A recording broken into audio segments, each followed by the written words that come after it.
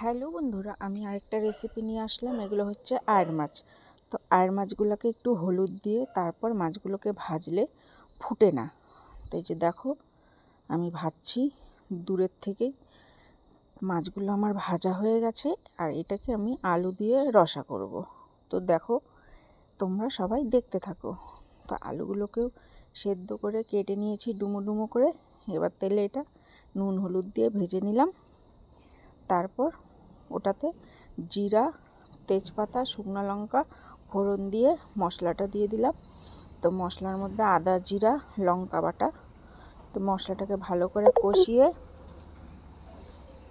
তারপর আলুগুলোকে দিব। আলুগুলোকে দিয়ে আবার ভালো করে কষাবো, সুন্দর করে কষাবো। কষানোর পরে জল দিব। তো জলটা বেশিও দিব না, কমও দিব না। তো দেখো, মশলাটা আমার প্রায় ভাজা হয়ে গেছে। এবার জল দিয়ে দিলাম। তো জল দেওয়ার পরে একটু ফুটলেই আমি মাছগুলো দিয়ে দিলাম। তো দেখো, আয়ের মাছের ঝোল। তো নামানোর আগে ঘি দিলাম, গরম মশলা দিয়ে নামাবো। তো গরম গরম শীতের দিনে আয়ের মাছের ঝোল, বোয়াল মাছের ঝোল খেতে ভীষণ ভালো লাগে। তোমরাও এভাবে বানাবে, দেখবে সত্যি ভালো লাগে।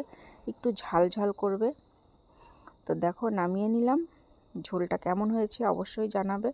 সবাই ভালো থাকবে। টাটা।